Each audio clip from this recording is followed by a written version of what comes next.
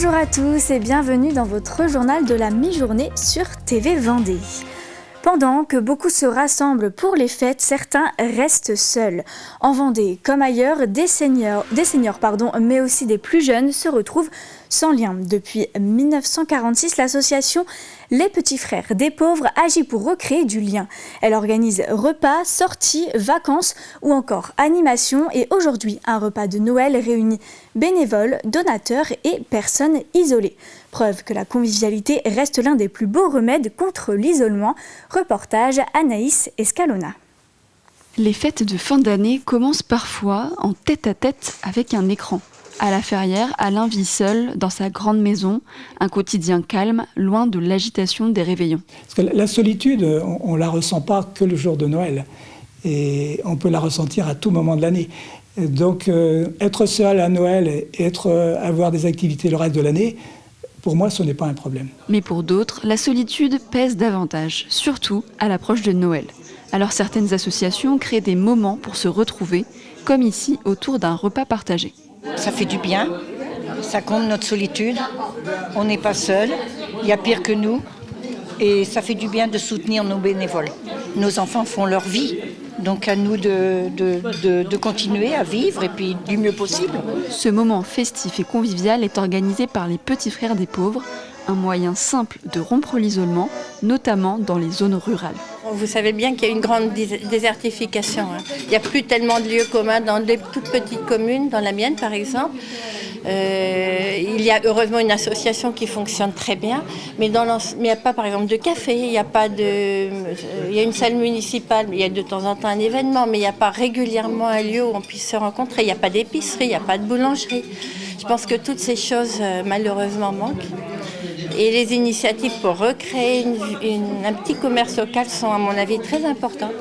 Un isolement qui ne concerne pas uniquement les villages, il touche aussi les villes et parfois des publics plus jeunes qu'on ne l'imagine. Ça ne touche pas que les personnes âgées, bien sûr, et ce sont même les jeunes qui sont le plus touchés. Les étudiants qui sont dans un état, pour certains, de solitude, qui ont beaucoup d'amis sur leur écran, mais qui ne parlent pas à leurs voisins, qui ont du mal à établir des relations dans leur quotidien, et cela souffre vraiment beaucoup de solitude. Seul chez soi ou entouré autour d'une table, les fêtes révèlent une réalité, le lien social reste essentiel à tout âge.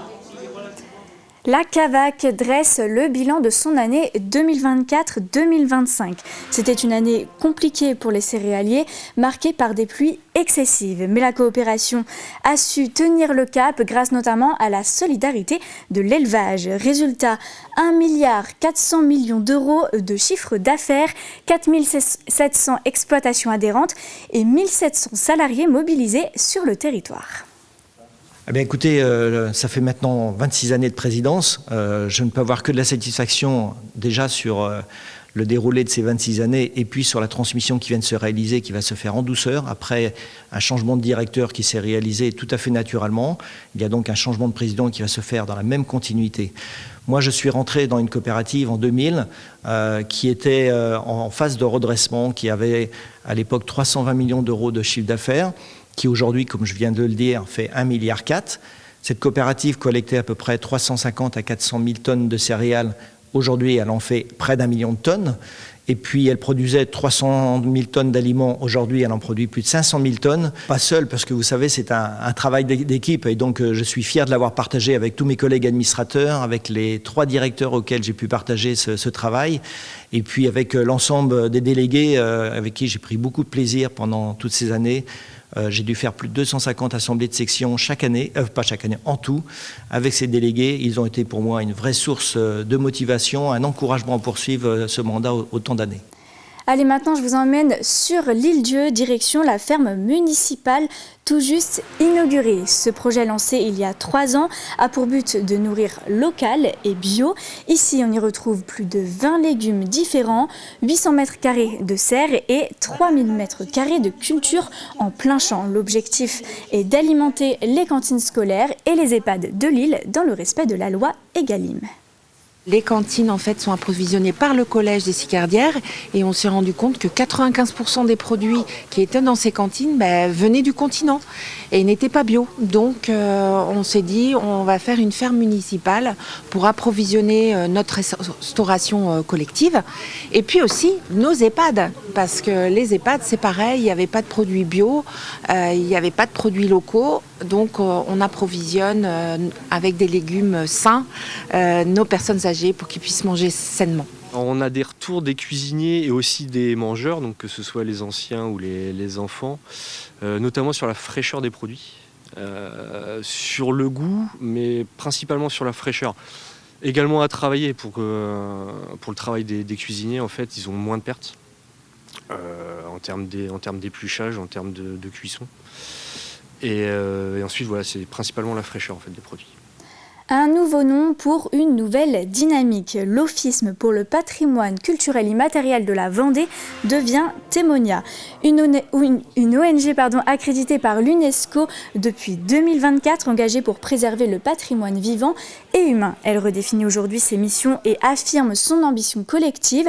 À Sallertaine, les membres ont découvert un nouveau nom et un nouveau site internet. On a à la fois des fondateurs, des gens qui sont là depuis 20 ans au moins, et puis donc des nouveaux qui nous ont rejoints. C'est un moment fort parce qu'on célèbre le lancement du nouveau site internet, puisque nous avons changé de nom. Nous sommes passés du nom de OPCI à Témonia. Donc c'était l'occasion pour nous de représenter à l'ensemble de la communauté Témonia où on en est, de présenter le nouveau site internet. On a également refait les couleurs du site Rado qui sont adaptées aux couleurs de Témonia.